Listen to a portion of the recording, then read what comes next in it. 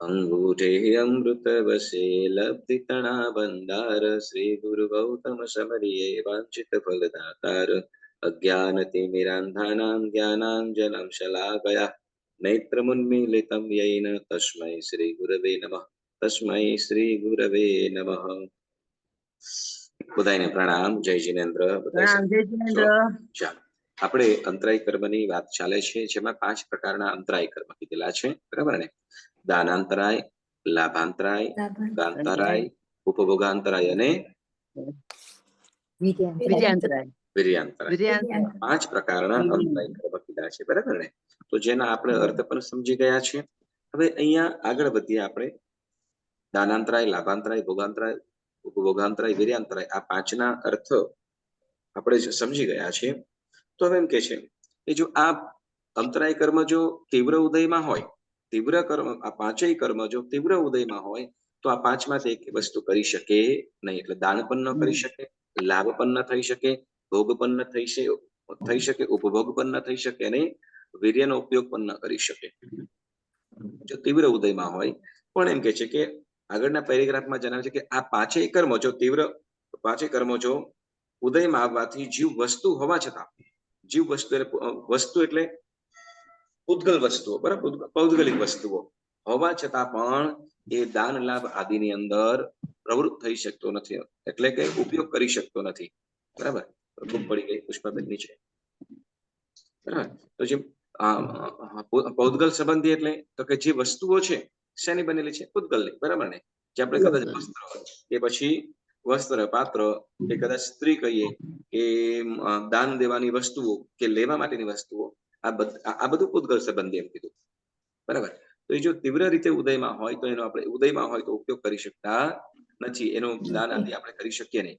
પરંતુ જો એ જ અંતરાય કર્મ જો મંદ ઉદય હોય, બરાબર, કીધું કેવું કીધું? એ તીવ્ર કર્મ મંદ થઈ ગયું હોય, બરાબર, મંદ થઈને ઉદયમાં આવે તો કે એ કંઈક અંશની અંદર એ દાન આદિ કરી શકે, એટલે દાન પણ કરી શકે, લાભ પણ થાય, ભોગ ઉપભોગ અને વીર્ય આદિનો કરી શકે. હવે એમ કે છે ત્યાગ ભાવ ન હોય છતાં પણ એ કરી શકે છે, બરાબર ને? ત્યાગ ભાવ ન હોતા છતાં પણ એ આ 5 વસ્તુ એટલે દાન, લાભ, ભોગ, ઉપભોગ અને વીર્ય આદિ કરી શકે છે, પ્રવૃત્તિની અંદર જોડાઈ શકે છે. એટલે ત્યાગ એટલે સર્વથા ત્યાગ માટે નથી, સર્વથા ત્યાગ માટે ઘણી વખતે આપવા પાછળનો આશય શું હોય? આપવા પાછળનો આશય શું? તો કે અત્યારે આપીશું તો ડબલ મળશે, સવાયું મળશે. તો એ ત્યાં આપે છે પરંતુ ત્યાગ ભાવથી નથી. શેના માટે? તો કે મેળવવાના આશયથી કરે છે, બરાબર. એટલે કે મંદ હોય, એ તીવ્ર કર્મ જો મંદ થઈને ઉદયમાં આવતું હોય તો એ દાન, લાભ, ભોગ આદિની અંદર પ્રવૃત્ત થઈ શકે છે, બરાબર, ત્યાગ ભાવ ન હોવા છતાં પણ, બરાબર. બીજા હવે શું કહે છે? પરંતુ જ્યારે 5ય અંતરાય કર્મનો સર્વથા ક્ષય થાય છે ત્યારે 13મા ગુણઠાણે, કયા 13મા ગુણઠાણાથી આ 5ય લબ્ધિઓ સંપૂર્ણપણે પ્રગટ થાય છે. એટલે અંતરાય કર્મ 13મા ગુણ સ્થાનકે ક્ષય થઈ જાય, 12માના અંતે, બરાબર. એટલે 13મા ગુણ સ્થાનકે ક્ષય થઈ ગયું હોય એટલે સંપૂર્ણ લબ્ધિઓ પ્રગટે છે, બરાબર. અને લબ્ધિ પ્રગટ થયેલી હોવા છતાં પૂતગલ સંબંધી દાન, લાભ, ભોગ, ઉપભોગ આદિ વ્યવહારિક પ્રવૃત્તિ હોતી નથી, પરંતુ અઘાતી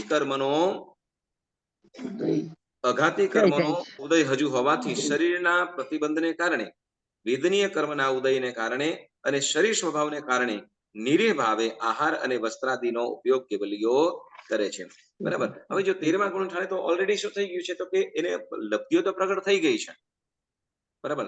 દાન, લાભ, ભોગ, ઉપભોગ, વીર્ય આ બધી એમને પ્રગટ તો થઈ ગઈ છે, પણ હજી પણ શું? તો કે અઘાતી કર્મ એટલે શરીર બંધનનું કારણ છે. શરીરની અંદર શરીર શક્તિનું એટલે કે વ્યવહારિક શરીર બંધનના કારણે વ્યવહારિક પ્રવૃત્તિઓ કરી શકતા નથી, શેના કારણે? તો કે શરીર બંધનના કારણે, એટલે અઘાતી કર્મોના ઉદયના કારણે, બરાબર ને? તો કે જેમ આપણે આયુષ્ય છે એ કેવું છે? આયુષ્ય કર્મના કારણે જીવ અક્ષય સ્થિતિને પામવો જોઈએ, પામી શકતો નથી. બરાબર, અક્ષય સ્થિતિને પામી શકતો નથી, કેમ કે આયુષ્ય જે બાકી છે, પણ આયુષ્ય પૂરું થઈ જશે પછી તો કે આત્મા અનંત સુખનો સ્વામી થઈ જશે. બરાબર ને? તો એવી રીતે તો કે અનંત લાભ, અનંત દાન કરનારો પણ થઈ જશે. હવે કયા દાન છે એની પણ આપણે વાતો આવે છે. અનંત દાન કરશે, બરાબર, અનંત લાભ, અનંત ભોગ, અનંત ઉપભોગ અને અનંત વીર્ય, આ બધાનો ઉપભોક્તા આત્મા થઈ જશે. પરંતુ અત્યારે કેવો છે કે સત્ય પ્રગટ થયેલી છે, પણ અઘાતી કર્મના ઉદય હજી એમાં પ્રવૃત્ત થઈ શકતો નથી. એટલે એમને શું તો કે શરીરના કારણે શું તો કે આહાર વગેરે કરવો પડે છે. આહાર, બરાબર, આહાર છે, વસ્ત્ર આદિ ઉપયોગ કરે. શેના કારણે? પણ એ બધું કરતા હોય, પણ એમાં કોઈ પણ નિરીહ ભાવ, એટલે નિરીહ ભાવ એટલે ના છૂટકે, નિરીહ ભાવ એટલે એમાં કોઈ પણ પ્રકારનો એમને મમત્વ ન હોય, એમને કોઈ પણ પ્રકારનું એના ઉપરનો મોહ મમત્વ ન હોય. એ વ્યવહારના કારણે, એક શરીરના કારણે કરવું પડતું હોય, બસ. એટલે વસ્ત્રાદિનો કેવલ્ય ઉપયોગ કરે, પરંતુ વાસ્તવિકપણે તો તે અવસ્થામાં જીવ પોતાના ગુણોમાં આ લબ્ધિનો ઉપયોગ કરે છે. એટલે શું? એટલે પોતાના ગુણોમાં જ એ લબ્ધિનો ઉપયોગ કરે છે. કઈ? તો કે આ દાન, લાભ, ભોગ, ઉપભોગ, વીર્ય. કંચનભાઈ, હા, સોરી, એક ક્વેશ્ચન છે. આ તમે છે કે વસ્ત્રાદિનો ઉપયોગ કેવલીઓ કરે છે, કેવલી એટલે ત્યારે એ લોકોને કેવળ જ્ઞાન થઈ ગયું હોય. હા, કેવલીઓ કેવળ, હા, ચાલો સમજાવી દઉં. જો કેવળ જ્ઞાન થઈ ગયું ત્યારે પછી પણ એમને આહાર વાપરે. ઓકે, હા, ઈ તો વાપરે, પણ પરમાત્મા સ્વયં પરમાત્મા પણ આહાર વાપરે. બરાબર, કેવલી ભગવંતો પણ આહાર વાપરે, પણ એમાં આહારમાં સહેજ પણ મમત્વ હોય નહીં, એવી અવસ્થાની અંદર. એટલે બરાબર, એટલે નિરીહ ભાવ, એટલે આસક્ત વિના, કોઈ પણ પ્રકારની આસક્તિ ભાવ નથી, કોઈ પણ નિષ્પૃહ ભાવ એવા. બરાબર, એટલે કોઈ પણ પ્રકારના એવો એમાં જે એવો જેમાં સહેજ પણ પ્રકારનો જેમ આહાર લેતા હોય, ઓ આજે ફાઇન ગોચરી ફાઇન આવી છે, સરસ લાગે છે, એવું સહેજ અંશ માત્ર પણ થાય નહીં. એટલે કે નિરીહ ભાવ કીધું.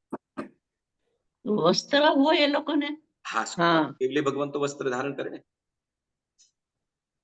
કેવલી ભગવંતો વસ્ત્ર ધારણ કરે, કારણ કે તીર્થંકર પરમાત્માઓ વસ્ત્ર ધારણ દેવ દૃશ્ય હોય એ જ હોય. કેમ? એનું કારણ તો કે કેવલ જ્ઞાની તીર્થંકર પરમાત્માઓનો અતિશય છે, એમના ગુપ્તાંગ વગેરે કંઈ પણ દેખાય નહીં.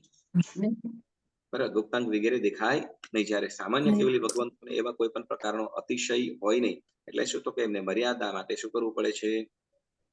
એટલે વસ્ત્ર ધારણ કરવું પડે છે. એટલે વસ્ત્ર ધારણ કરવું પડે છે, એટલે એમને પોતાના માટે નથી, એ વ્યવહાર માટે. સાંભળજો, પોતાના માટે નહીં, પરસોના માટે, તો કે વ્યવહાર માટે. વ્યવહાર ધર્મ પણ કીધો છે. બરાબર, એટલે હા, તો એવી રીતે વસ્ત્ર ધારણ કરે અથવા ન પણ કરે. બરાબર, હવે સમજો કે જંગલ વગેરેની અંદર હોય તો તે વખતે વસ્ત્ર ધારણ કરે અથવા ન પણ કરે, પણ વસ્ત્ર ધારણ કરતા હોય તો પણ કેવા? તો કે નિરાશક્ત ભાવે, આસક્તિ ભાવ સજ પણ હોય નહીં.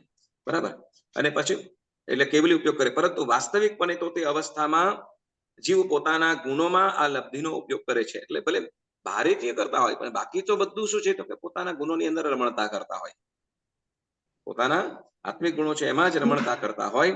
એટલે શરીરનો એટલે સિદ્ધાવસ્થામાં તો પછી કે છે સિદ્ધ અવસ્થા, એટલે શરીરથી પણ આત્મા છૂટી ગયો. એટલે કે કેવલ જ્ઞાન થઈ ગયેલું છે, અને 13મું ગુણસ્થાનકથી 14મું ગુણસ્થાનક પૂર્ણ કરીને ક્યાં તો કે હવે આયુષ્ય પૂર્ણ થઈ મોક્ષમાં પહોંચી ગયા છે. એટલે મોક્ષમાં પહોંચી ગયા એટલે સિદ્ધાવસ્થા. જે આત્માઓ અત્યારે જેમ 24 તીર્થંકર ભગવંતો છે કે ગૌતમ સ્વામી કે મુક્તા મુનિ વગેરે છે, તો એ કઈ અવસ્થા કહેવાય? તો કે સિદ્ધાવસ્થા. બરાબર, તો કે સિદ્ધાવસ્થામાં તો શરીરનો આ પ્રતિબંધ પણ ન હોવાથી પૂર્ણપણે સ્વગુણમાં જ સ્વગુણ રમણતા જ આ લબ્ધિનો ઉપયોગ આત્મા કરે છે. એટલે ત્યાં હવે જે લબ્ધિ છે, દાન, લાભ, ભોગ, ઉપભોગ, વીર્ય, એ બધી ઉપયોગ, એ શક્તિનો ઉપયોગ શેમાં કરે? તો કે આત્મરમણતામાં જ કરતા હોય. આત્માના જે પોતાના ગુણો છે એમાં જ રમણતા કરતા હોય. બરાબર, પોતાના એની અંદર છે.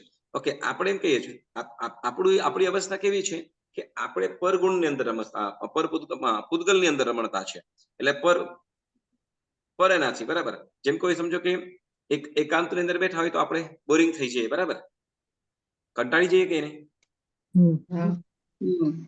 ચાલો કદાચ એમ કહેવાય કે ભાઈ કદાચ તમે પુસ્તક વાંચતા હો, સાંભળો, આપણી પરાધીનતા છે, એટલે મોહનથી બરાબર ઘેરાયેલા છે, એટલે નહીં સાધુ સાધુજી ભગવાન તો અત્યારે પણ, બરાબર, કે પુસ્તક એકાંતે પણ પુસ્તક વગેરેના સ્વાધ્યાયથી એ પોતે પોતાના ભાવોની અંદર રહેવાનો પ્રયત્ન કરે છે, બરાબર.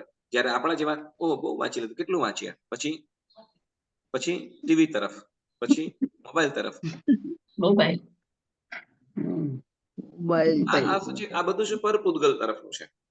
જ્યારે બરાબર થોડાક સમય માટે, એમાં પણ પાછો કોઈ સહારો હોય તો, કોઈને પુસ્તકનો પણ સહારો લઈને, તો એ પણ અંતે શું થયું કે પરપૂતગલ તરફ પુસ્તકનો સહારો લઈને આપણે કરી રહ્યા છીએ, બરાબર. જ્યારે સિદ્ધ અવસ્થાની અંદર તો શું, તો કે શરીર પણ નથી, એટલે માત્ર ને માત્ર શું, તો કે પોતાના આત્મગુણની અંદર જ રમણતા કરી રહ્યો છે, આત્મગુણમાં જ માત્ર, બરાબર.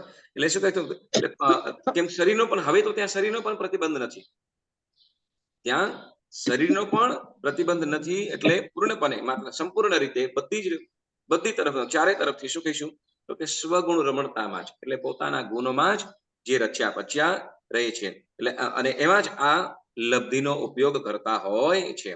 અને શું કહે, તો કે સિદ્ધાવસ્થામાં લબ્ધિ રૂપે દાનાદિ ગુણો હોવા છતાં પ્રવૃત્તિ રૂપે હોતા નથી. સિદ્ધ અવસ્થામાં શું કે છે, લબ્ધિ રૂપે દાન આદિ ગુણો, દાન, લાભ, ભોગ, ઉપભોગ અને વીર્યા, આ હોવા છતાં પ્રવૃત્તિ રૂપે હોતા નથી. કેમ, તો કે ત્યાં પ્રવૃત્તિ કોઈ પણ પ્રકારની છે નહીં, બરાબર. ત્યાં કોઈ પણ પ્રકારની પ્રવૃત્તિ છે નહીં. શક્તિઓ બધી છે, શક્તિ સ્વરૂપ, લબ્ધિ સ્વરૂપે બધું છે, પણ પ્રવૃત્તિ સ્વરૂપે છે નહીં. પ્રવૃત્તિ એટલે શું? ચાલો આપણે એમ કહીએ કે ભાઈ આપણી પાસે જ્ઞાન છે, અને જ્ઞાનનું શું, તો કે બીજાને એ જ્ઞાનથી બીજાને મદદ કરવામાં આપણે એ શક્તિનો ઉપયોગ કર્યો. આપણી પાસે વાચા શક્તિ છે, તો એ વાચા શક્તિનો કોઈનું સારું થાય એવી શીખ આપવા માટે એને આપણે વચનનો ઉપયોગ કર્યો, તો એ વચન શક્તિ થઈ, એ પ્રવૃત્તિ થઈ, બરાબર. એટલે એના માટે જે પ્રવૃત્તિ થવા માટે પૂતગલની આવશ્યકતા પડે છે. આ શરીર છે કે વચન વગેરે આપણે કરીએ છીએ, એ પણ શેનું છે? પૂતગલ દ્વારા, બરાબર. ભાષા વર્ગના પૂતગલો, બરાબર. એટલે જ્યાં હવે પૂતગલો જ નથી, શરીર જ નથી, જ્યાં શરીર નથી, એટલે કોઈ પણ પ્રકારની પ્રવૃત્તિ પણ છે નહીં. એટલે સિદ્ધાવસ્થામાં લબ્ધિઓ બધી છે, શક્તિઓ બધી છે, પણ પ્રવૃત્તિ કોઈ પણ નથી, બરાબર. એટલે સિદ્ધાવસ્થામાં લબ્ધિ રૂપે દાનાદિ ગુણો હોવા છતાં પ્રવૃત્તિ રૂપે હોતા નથી. છતાં શું કે, છતાં ક્ષાયિક ભાવના આ ગુણોની વિદ્યમાનતા કંઈક આવી રીતે ઘટાવી શકાય. એટલે તો કે હવે જુઓ, ત્યાં શક્તિ છે, અને બધા ક્ષાયિક એટલે તો કે આ દાન, લાભ, ભોગ, ઉપભોગ, વીર્ય, આ દાનાંતરાયનો સંપૂર્ણ ક્ષય થઈ ગયો છે. એટલે એની પાસે જે શક્તિ છે, જે લબ્ધિઓ ઉત્પન્ન થઈ છે, તે એને વિદ્યમાનતા કેવી રીતે હોય, એ લોકો શું કરી શકતા હોય, કેવી રીતે ભોગવતા હોય, બરાબર. તો વિદ્યમાનતા કેવી રીતે હોઈ શકે, બરાબર. તો એને આપણે કેવી રીતે ઘટાવી શકીએ, તો એની વાત આ 4 લાઈનની અંદર જણાવે છે, બરાબર. બોલો, ક્ષાયિક ભાવ અને ક્ષાયોક્ષમિક ભાવ અને ઔદાયિક ભાવ, આ 3 પ્રકારના ભાવો કીધા હતા. ગઈકાલે પણ વાત થઈ હતી રાત્રે, કોઈને ખ્યાલ છે? ક્ષાયિક ભાવ, ક્ષાયોક્ષમિક ભાવ અને ઔદાયિક ભાવ. બરાબર. તો કે જો જે કર્મના ઉદયે જે વસ્તુઓ પ્રાપ્ત થતી હોય એને શું કહેવાય? ઔદાયિક ભાવ. જે કર્મના ક્ષય અને કેટલું ક્ષય થયું છે, કેટલું ઉપશમ થયું છે, એમ કરવા વડે જે લબ્ધિઓ કે શક્તિઓ પ્રાપ્ત થઈ, તો એને શું કહેવાશે? ક્ષાયોક્ષમિક ભાવ, બરાબર. અને પછી તો કે જે કર્મના સંપૂર્ણ ક્ષય થવા વડે જે શક્તિઓ પ્રાપ્ત થઈ છે એને ક્ષાયિક, બરાબર. ઔદાયિક ભાવ, ક્ષાયોક્ષમિક ભાવ અને ક્ષાયિક ભાવ, બરાબર. તો હવે સિદ્ધ અવસ્થાની અંદર જે શક્તિઓ પ્રાપ્ત થઈ છે, લબ્ધિઓ પ્રાપ્ત થઈ છે, એ કેવા ભાવની છે? ક્ષાયિક ભાવ.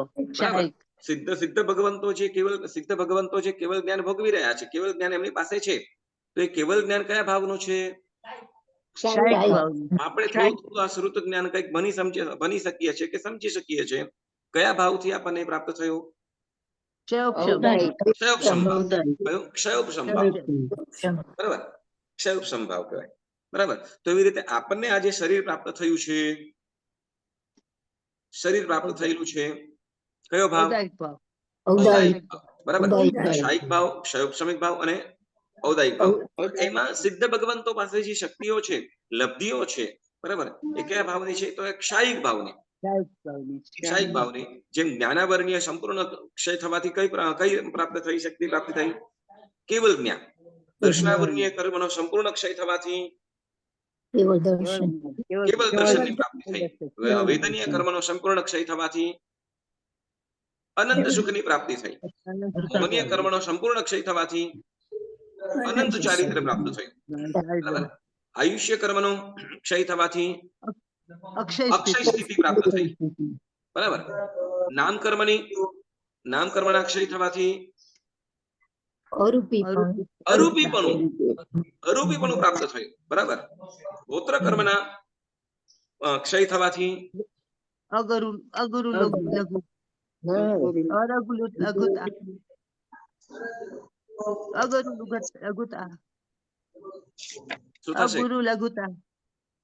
અગુરુ લઘુતા. હા, બરાબર. નાનું પણ નહીં, મોટું પણ નહીં, ઊંચ નીચ કાંઈ નહીં, એક સ્થિતિ. બરાબર. પછી અંતરાય કર્મના ક્ષય થવાથી અનંત વીર્ય.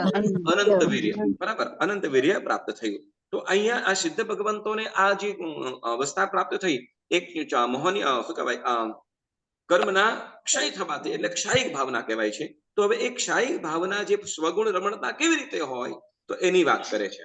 બરાબર. જો આપણે 8 કર્મનું ઓલરેડી કહી દીધું, પરંતુ છતાંય દાન, લાભ, ભોગ, ઉપભોગ, જે આપણે 5 અંતરાયો છે, તો 5 અંતરાયનો ક્ષય થવાથી કઈ કઈ વસ્તુઓ પ્રાપ્ત થઈ એની વાત આપણે કરીએ. બરાબર ને? તો કેવી રીતે ઘટી શકે તો એની વાત કરીએ કે પૌદ્ગલિક સર્વ વસ્તુઓના ત્યાગ રૂપ દાન ધર્મ ત્યાં છે. ફરીથી, પૌદ્ગલિક સર્વ વસ્તુઓના ત્યાગ રૂપ દાન ધર્મ ત્યાં છે. એટલે તીર્થંકર ભગવંતો, બરાબર, તીર્થંકર સિદ્ધ ભગવંતો સિદ્ધ થયા એટલે તો કે શરીરનો પણ ત્યાગ કર્યો છે. એટલે એક પણ પૂતગલ એમની પાસે નથી. દાન દેવા માટે શું કરવું પડશે? આપણે કહીએ કે પ્રવૃત્તિ કરતા હોય, દાન માટે શું કરવું પડશે? શરીરનો મનનો ઉપયોગ કરવો. દાન માટે શું કરવું પડશે? તો કે ત્યાગ કરવો પડશે. આપણી પાસે કોઈ વસ્તુ હોય, કોઈને આપવી છે, બરાબર, એ વસ્તુનો આપણે ત્યાગ કરશું તો આપી શકશું ને. બરાબર કે નહીં? શું કહેવાય કે આપણે શું કહેવાય, વસ્તુ બતાવીને શું કહેવાય, લે અને પાછી લઈ લીધું, જા આપી દીધું, હવે લઈ લીધું. તો કે ના, એ વસ્તુનો ત્યાગ કરવો પડશે તો જ દાન થઈ શકશે. બરાબર. કે આપણે વસ્તુ આપતા હોઈશું એનો ત્યાગ તો કરીશું કે નહીં આપણે?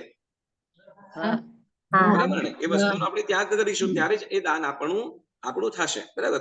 દાનની પ્રવૃત્તિ થશે. એટલે વસ્તુનો ત્યાગ. તો અહીંયા જે તીર્થંકર ભગવંતો છે, સિદ્ધ ભગવંતો છે, સર્વ પૂતગલોનો ત્યાગ કરી દીધો છે. સર્વ પૂતગલોનો ત્યાગ કરી દીધો છે. એટલે સર્વ પૂતગલોનો ત્યાગ કરી દીધો. હવે એ પૂતગલો કોનો ઉપયોગ કરશે? બીજા જીવ, અન્ય જીવો. એટલે પોતાના તરફથી ત્યાગ સ્વરૂપ દાન છે. ત્યાં સર્વ પૂતગલોના ત્યાગ સ્વરૂપ ત્યાં દાન ધર્મ ત્યાં છે. બરાબર. પછી તો કે આત્માના સત્તાગત સર્વ ગુણોની પ્રાપ્તિ રૂપ લાભ ધર્મ ત્યાં છે. હવે લાભની વાત કરીએ. બરાબર ને? તો કે સિદ્ધ ભગવંતો આત્માના સર્વ આત્મિક ગુણો જે છે એ સર્વ ગુણોના સ્વામી છે. એ બધાય ભોગવી રહ્યા છે. બોલો, આપણી પાસે કયો ગુણ, આત્મિક ગુણોની અંદર વાત કરીએ તો?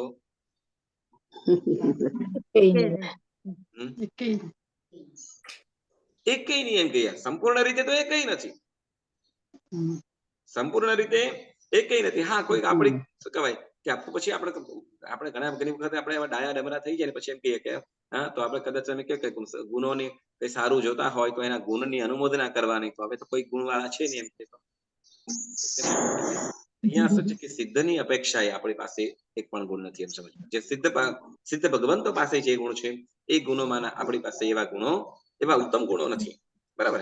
એટલે શું તો કે આત્માના સર્વ ગુણો, બરાબર, આત્માના સત્તાગત, કેમ કે સિદ્ધ અનંત, શું કહેવાય, અનંત ગુણનું ઠામ રે. સિદ્ધ અનંત ગુણનું ઠામ એટલે સિદ્ધ ભગવંતોમાં અનંત અનંત ગુણો રહેલા છે. તો એ અનંત ગુણો એને લાભ થયેલા છે. અનંત ગુણો એમની પાસે રહેલા છે એટલે અનંત ગુણોનો એમને લાભ થયેલો છે. બરાબર. એમ કહેવાય છે ગ્રહણ કરવા જેવું છું, એમ કહેવાય છોડવા જેવું શું છે? અહંકાર. નહીં, સંસારની તો બહુ દૂરની વાત કરી નાખી ભાઈ. આપણી પરિસ્થિતિ પ્રમાણે બોલો ને.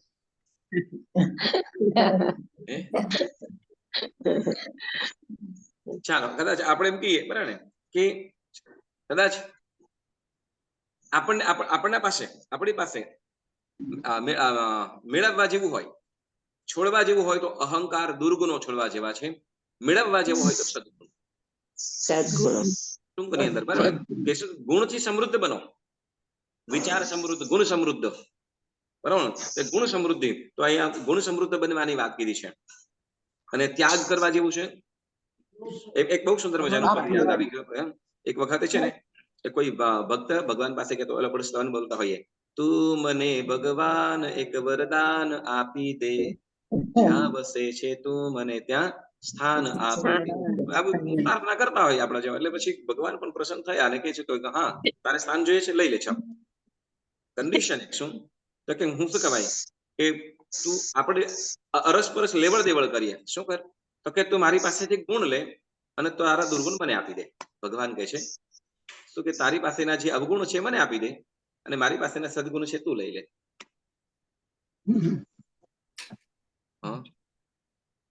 તો મારું સ્થાન લઈ લે, પણ શું તો કે તારા ગુણ તો અવગુણ તો મને આપ, તો તને મારું સ્થાન હોય. પેલા આ તો આપણે તો શરૂ કરીએ, પછી તને મારું સ્થાન મળે. ખ્યાલ આવે છે તમને? યસ. એટલે અહીંયા શું તો કે ભગવાન જો આપણે સિદ્ધશિલાની જે સ્થાન પામવું હશે તો એના ગુણો તો લેવા પડશે ને. અને એના ગુણો લેવા માટે આપણા જે દુર્ગુણો અવગુણો છે એ છોડવા પડશે ને. એટલે અહીંયા છે કે સિદ્ધ ભગવંતો છે એ તો કે આત્મસત્તાના જે ગુણો છે એ ગુણરૂપી લાભ એમની પાસે રહેલો છે. ગુણોનો લાભ એમની પાસે છે. બરાબર ને? ગ્રહણ કરવા જેવું કોઈ સંપત્તિ હોય તો છે ગુણ સંપત્તિ. બરાબર. પછી કે છે બરાબર, ત્યાગ કયો કીધો સિદ્ધ ભગવંતોને? દાન શું છે? સિદ્ધ ભગવંતોનું દાન કયું છે? ઉદ્ગલો બધાને આપે છે. ઉદ્ગલોનો ત્યાગ. બરાબર. ઉદ્ગલોનો સર્વ ઉદ્ગલોનો ત્યાગ સ્વરૂપ દાન કર્મ છે. પછી બીજા નંબર કીધું છું કે આત્મસત્તાના જે આત્મગુણ છે, બરાબર ને, જે ગુણોની પ્રાપ્તિ છે એ એમનો વિશેષ લાભ છે. એમનો વિશેષ લાભ છે. પછી શું કે છે? ભોગ ઉપભોગની વાત કરશે. તો કે આત્માના આવિર્ભૂત ગુણોમાં રમણતા. આવિર્ભૂત એટલે જે અંદર ગુણોની અંદર જે પ્રાપ્ત થયેલા ગુણોની અંદર જ ગુણની સાથે એકમેક થવું. ગુણો સાથે એકમેક થવું એટલે રૂપ ભોગ અને ભોગ અને ઉપભોગ એ ધર્મ ત્યાં છે. શેની અંદર રમણતા કરે છે? તો કે પોતાના ગુણોની અંદર ઉપયોગ ભોગ અને ઉપભોગ બંને કરે છે. ખ્યાલ આવ્યો? એટલે પોતાના ગુણોનો જ ભોગ અને ઉપભોગ કરી રહ્યા છે. એટલે ભોગ ઉપભોગ એટલે અહીંયા કઈ વસ્તુ નથી. એક જ્ઞાન ગુણ છે, દર્શન ગુણો છે, એ ગુણોની અંદર જ એમની પોતાની રમણતા, એ જ એમનો ભોગ છે. એટલે ભોગ અને ઉપભોગ પણ એની અંદર આવી જાય પ્રાપ્ત થયેલા ગુણોની અંદર. આપણે પણ જે વસ્તુનો ઉપયોગ કરીએ છીએ, બરાબર, આપણે વસ્તુનો ઉપયોગ કરીએ છીએ, આપણને જે મળેલી વસ્તુ હોય એનો ઉપયોગ કરીએ, ભોગ કરીએ, તો કયા કર્મના અક્ષરક્ષમથી આપણે એનો ભોગ કરીએ છીએ? ભોગાંતરાય કર્મ. બરાબર ને? જો એકવાર વસ્તુ ઉપયોગમાં આવતી હોય, બરાબર ને, તો એ જો ભોગાંતરાય કર્મનો ક્ષેક્ષમ હોય તો જ એનો ઉપયોગ કરીએ. અને ઉદયમાં હોય તો કે લાભ છે, મળેલું છે, માલિકીનું છે, છતાં પણ જો ભોગાંતરાય કે ઉપભોગાંતરાય કર્મ ઉદયમાં હોય તો એનો ઉપયોગ કરી શકીએ નહીં. બરાબર. હા, તો એટલે શું કે છે? તો કે અહીંયા જે ગુણ થયેલા, જે પ્રાપ્ત થયેલા આત્મિક ગુણોની અંદર જ અહીંયા સિદ્ધ ભગવંતો, સિદ્ધના આત્માઓ શું કરે છે? તો કે પોતાના પ્રાપ્ત થયેલા ગુણોની અંદર ભોગ ઉપભોગ બંને એ ગુણોની અંદર રમણતા કરે છે. બરાબર. હવે કે છે પછી વીર્ય, દાન, લાભ, ભોગ, ઉપભોગ અને પાંચમું વીર્ય. તો શું કે છે? કે આત્માના ગુણોમાં સ્વશક્તિના વપરાશ રૂપ વીર્ય ગુણ ત્યાં છે. ફરીથી, આત્માના ગુણોમાં સ્વશક્તિના વપરાશ રૂપ વીર્ય ગુણ ત્યાં છે. આપણે કહીએ કે આપણે આ સ્વાધ્યાય કરીએ છીએ, આપણને કેટલીક વસ્તુઓ આપણને ખ્યાલ આવી, બરાબર, પછી આનું ચિંતન આપણું કલાક જેટલું ખરું, આપણે કર્મ ગ્રંથની જે કદાચ 52 ગાથા કરી, તો એ 52 ગાથામાં અઠવાડિયામાં 5 કે 10 ગાથાઓનું ચિંતન થાય ખરું? ના કરવું હોય તો થાય પણ નથી કરતા. પાછું બોલો રક્ષાબેન, પાછું બોલો. સાચી વાત કહું છું જે છે ઈ કે કરવું હોય તો બધું થાય પણ કરવું હોય તો નથી થાય. કરતા નથી. પણ નથી કરતા એનું શું? એ એ અમારા પ્રમાદ છે, આળસ છે. વિડીયો પ્રમાણ. એમ કે જો ટેસ્ટ લેવાના હોય તે વખતે અમે શું કે તૈયારી કરતા હોઈએ, પછી પાછું બંધ. બાકી નહીં. ચાલો મૂળ વસ્તુ એ કરીએ, બરાબર ને? કે હવે જુઓ, આ પછી આપણે જે સમજીએ સાંભળીએ છીએ, બરાબર ને, આ વસ્તુ કોના હિત માટે છે? આપણે કોના હિત માટે છે? કંચનભાઈના હિત માટે કે તમારા હિત માટે છે? આપણા પોતપોતાના દરેકના, બરાબર ને, આપણા દરેકના પોતપોતાના હિત માટેનું છે, બરાબર. છતાં પણ એમાં આપણે ઉપયોગ કરતા નથી. બોલો હવે, બોલો કેમ? અંશ માત્ર તો પ્રાપ્ત થયો છે કે નહીં? થોડું ઘણું તો આપણને જે જ્ઞાનવર્ણીય કર્મ સંબંધી જે નોલેજ મળ્યું, કે આત્મ સંબંધિત થોડું ઘણું પણ આપણને જે શાસ્ત્ર કે સ્વાધ્યાય વડે આપણને જે ખ્યાલ આવ્યો, એનું રિવાઇઝ તો કરી શકીએ કે નહીં? કરી શકીએ. કરવું જ જોઈએ પણ તે કરતા નથી કરતા. બરાબર. હવે જો આપણી પાસે સમય નથી એવું છે? ના ના ના આપણે વાંચી શકીએ એવી શક્તિ નથી એવું છે? વેડફીએ છે ટાઈમ. બોલો તો હવે આ કેમ નથી કરી શકતા? ઇન્ટરેસ્ટ બીજા છે વધારે. આળસ, અંતરાય પ્રમાદ, બરાબર. અને જેમાં શું કહે તો કે વીર્યાંતરાયનો દોસ્ત ઉદય છે. વીર્યાંતરાયનો ઉદય કે શું કહે? આમ બીજું કાર્યની અંદર આપણે દોડતા દોડતા કરતા હોઈએ, દોડાદોડી કરીને કરતા હોઈએ, સાવ સાચી બરાબર. વાત છે. જેમાં કદાચ નુકસાન થવાની પણ હોય છે, રિસ્કી પણ છે, છતાં પણ એમાં એ કરીએ છીએ. પરંતુ જે આત્માનું આપણને જે આત્માનો ગુણ છે, તારનારું છે, આ બધું જ આપણને ખ્યાલ છે, હોતે છતે આપણે કરતા નથી. બરાબર. ત્યારે સમજવાનું વીર્યાંતરાય, બરાબર. હવે સાંભળજો, આપણે છે ને બહુ ડાયા ડમરા થઈ જતા હોઈએ, બરાબર. એમાં તમે ચિંતા નહીં કરો, તમે મારા એક્ઝામ્પલ થી કહું, ઓકે? બીજે બહુ બધું એક્ઝામ્પલ નહીં દેવાનું. એટલે શું કહેવાય, આપણે છે ઘણી વખતે આવડી જાય ને પછી આપણે બોલતા થઈ જઈએ, બરાબર. ત્યારે શું કહેવાય, હવે આ સામાયિક નથી થઈ શકતું, સ્વાધ્યાય નથી થતો, લાગે વીર્યાંતરાય કર્મનો ઉદય છે એટલે અમે કરતા નથી. શું બોલીએ? શું કરીએ? ના એવું સાંભળો નહીં, પુરુષાર્થ જ નથી કરતા. બચાવ કરીએ ને, બચાવ. એટલે આપણે શું કહેવાય કે પોતાની શક્તિનો ઉપયોગ કરતા ન હોઈએ, એટલે બચાવ માટે કાંઈક તો કરીશું કે નહીં? રીઝન તો ગોતશું ને. તો રીઝન આપણે ખોટું રીઝન જે કરતા હોય ને એ મૃષાવાદ પણ આવી જાય, બરાબર. આપણે ઘણી વખત હવે યાદ નથી રહેતું, હવે યાદ નથી રહેતું એમ કહેતા, પણ એને કે 5 વર્ષ પહેલા શું થયું હોય એ બધું શું કે આ જગ્યાએ હા આમ ગયા હતા, ત્યાં આવી મજા આવી, ત્યાં આવી ફરવા ગયા, ત્યાં આવી મજા આવી, ત્યાં આવું હતું, એ યાદ હોય પાછું, એ યાદ હોય, બરાબર. અને કદાચ એ દિવસે કાંઈ સમજો કે 2-4 દિવસ પહેલા પણ કાંઈ થયું હોય એ પણ યાદ હોય, એ યાદ કેવી રીતે રહે? અને એમાં પણ પાછું શું કહેવાય, એટલે કે ને કે ખબર છે અમુક ગોળીઓ છે ને, શું કહેવાય, દવાઓ અમુક હોય, કેટલીક ગોળીઓ છગડવાની હોય, બીજી ઉતારી દેવાની હોય, બરાબર. હવે ઉતારવાની છગડીએ રાખીએ, બરાબર, તો શું થાય? છગડવાની છે ને ઉતારી દઈને જે તરત ઉતારી દેવાની છે પાણી સાથે, એને છગડીએ રાખીએ તો શું થાય? એ પૂરી જ ના થાય, લાભ ન થાય, લાભ ન થાય, અસર સરખી ના થાય. ચાલો આપણે એવું જ કરીએ છીએ, બરાબર ને. જેમ શું કહેવાય કે ભાઈ એલોપેથિક દવાઓ છે એને પાણી સાથે ઉતારી જ જવી પડે. હવે એને મોડામાં રાખીને પેનાડોલ છે કે પછી બીજા કોઈ ગોળી તમે મળે છગડો તો શું થાય? કાંદા પડી જાય. નહીં, શું થાય? એમ એકદમ કડવું મોડું થઈ જાય ને, કડવી લાગે. મોડું કડવું થઈ જાય, પછી પાણી 2-3 ગ્લાસ પી લઈએ તો પણ સરખું એ ના થાય. મૂળ વસ્તુ આપણે એ કરીએ કે શું કહે, જે વસ્તુ આપણે ભૂલી જવાની છે, બરાબર, ભૂલી જવું જોઈએ, એને યાદ રાખીએ છીએ. યાદ કરવા જેવું છે એને તો પ્રયત્ન નથી કરતા. પ્રયત્ન શું તેને તરત પાછું જોતા પણ નથી, જેને આપણે યાદ રાખવાનું છે. મહેનત જ નથી કરતા, મહેનત જ બરાબર. નથી એટલે કરતા.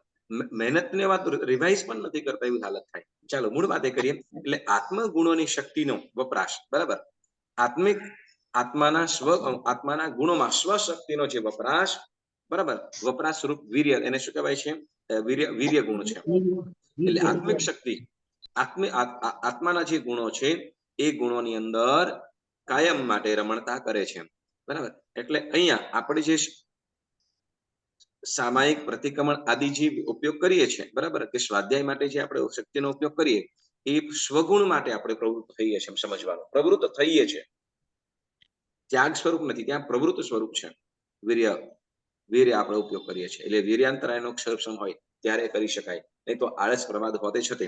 એટલે જુઓ, હવે સાંભળો પાછું કે ભાઈ આપણે જો કર્મનો ક્ષયક્ષમ કરવો છે ને મોક્ષ તરફ જવું છે, આ બધું અંતે આ શીખ્યા પછી આપણે પ્રયત્ન પુરુષાર્થ આપણો એવો હોવો જોઈએ કે હું કેવી રીતે વધુ ને વધુ પોતાના ભાવ તરફ, એટલે આત્મગુણ તરફ વળું. જેમ આ વીર્યાંતરાય કર્મના કારણે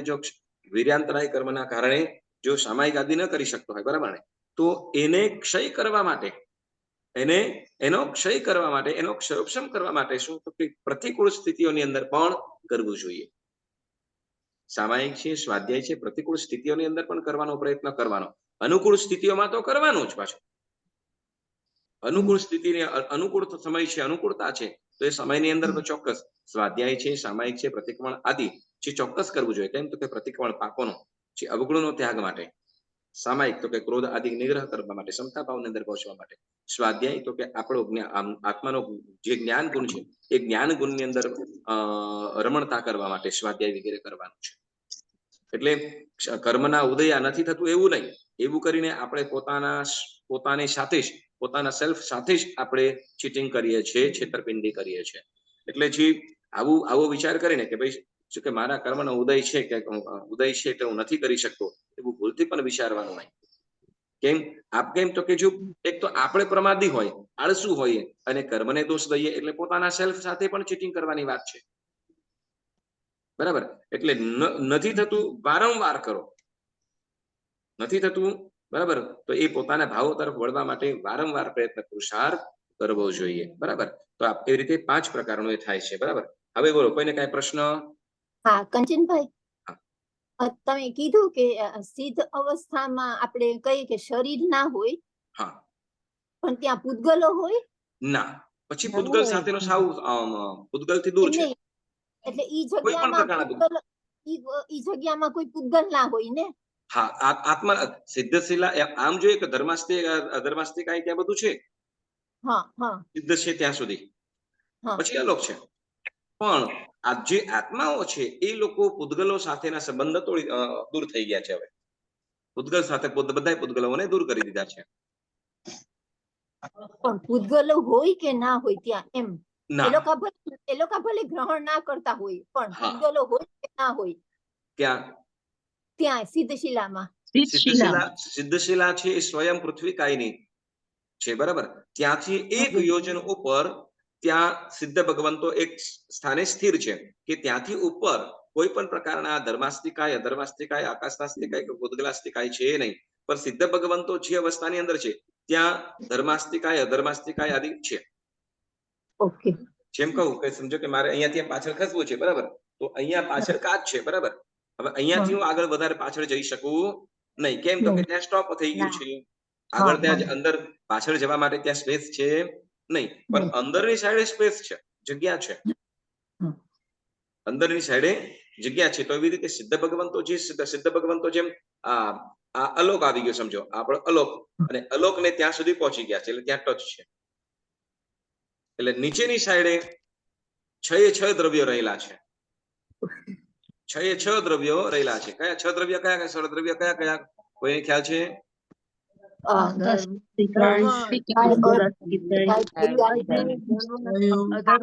ચાલો હું બોલી જાઉં, પછી સાંભળો, હું બોલું છું, પછી જે બાકી રહે તમે કહેજો. ઓકે? ધર્માસ્તિકાય, અધર્માસ્તિકાય, પૂતગલાસ્તિકાય, આકાશાસ્તિકાય, કાળ. પછી એક દ્રવ્ય બોલો. એ બોલી ગયો હું બોલી ગયો બાકી હોય એ બોલો બોલો પુષ્પાબેન કયું બાકી રહ્યું જીવાસ્તિકાય કયું ધર્માસ્તિકાય અધર્માસ્તિકાય આકાશાસ્તિકાય પૂદગલાસ્તિકાય જીવાસ્તિકાય અને કા બરાબર તો 6 દ્રવ્ય ત્યાં રહેલા છે જો સિદ્ધ ભગવાન તો ત્યાં જ રહેલા છે પણ એનો ભોગ ઉપભોગ છે નહીં આપણે છીએ તો આના વગર 6 દ્રવ્ય સિવાય આપણું એક પણ વસ્તુ ચાલે નહીં બરાબર જેમ કે શ્વાસ લેવા માટે ઉદ્ગલ બોલવા માટે ઉદ્ગલ કદાચ શ્વાસ ન લેતા બોલતા ન હોય કદાચ થોડી વાર સ્થિર કર્યો તો પણ આ શરીર છે એ આજુબાજુમાં રહેલા પૂદગલોને ગ્રહણ કરે છે બરાબર એટલે આપણે પૂદગલોથી યુક્ત છે સંસારનો કોઈ પણ સંસારી કોઈ પણ જીવ સંસારી કેટલા 563 ભેદ કીધેલા છે બરાબર એ 563 ના સર્વ જીવો કેવા છે તો પૂદગલોને આધીન છે માત્ર એક સિદ્ધ ભગવંતો જ એવા સિદ્ધના જીવો જ કેવા છે કે જેને પૂદગલોથી આધીન નથી એટલે એને પૂદગલની કોઈ પણ આવશ્યકતા છે નહીં સર્વ પૂદગલોના ત્યાગી છે બરાબર તો એવી રીતે આ 6 પ્રકારના શું કે છે આ રીતે પાંચેય લબ્ધિઓ સિદ્ધ ભગવંતો ભોગવી રહ્યા છે અને એ લોકોને ઘટે છે બરાબર ચાલો બોલતા જાજો દાન કેવી રીતે દાનની લબ્ધિ કેવી રીતે ફટાફટ બોલજો 1 મિનિટ છે આપણી પાસે પૂદગલનો ત્યાગ સ્વરૂપ છે બરાબર પૂદગલનો ત્યાગ સ્વરૂપ ત્યાં દાન છે બરાબર લાભ શું છે એમની પાસે ખીર વહોરાવી કોઈએ પુષ્પાબેન સિદ્ધ ભગવંતોને તો લાભ શું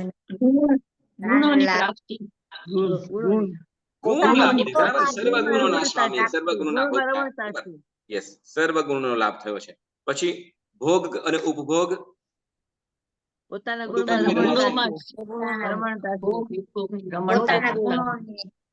પોતાના જે ગુણો છે એમાં જ રમણતા કરે છે એટલે એમાં જ પોતાનો રચ્યા પચ્યા રહેલા છે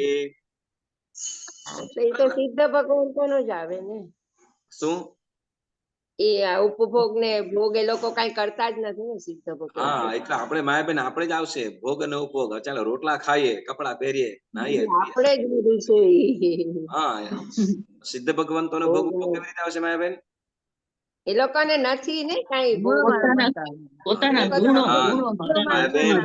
રામાયણ પૂરી થશે ને તમે કહેશો એ રામ કોણ હતા એમ પૂછો ભાઈ તમે આવું ના કરતા હા તો કે સિદ્ધ ભગવંતનો ઉપભોગ શું છે કે જે પોતાના ગુણોની અંદર જ રમણતા કરે છે ગુણનો જ ઉપયોગ કરે છે ભોગ પણ ક્યાં નિજ ગુણ ભોગી એટલે પોતાના ગુણના જે ભોગતા છે એવા બરાબર અને પછી ત્યાં એનો વીર્ય ઉપયોગ પોતાની શક્તિનો ઉપયોગ હા પોતાના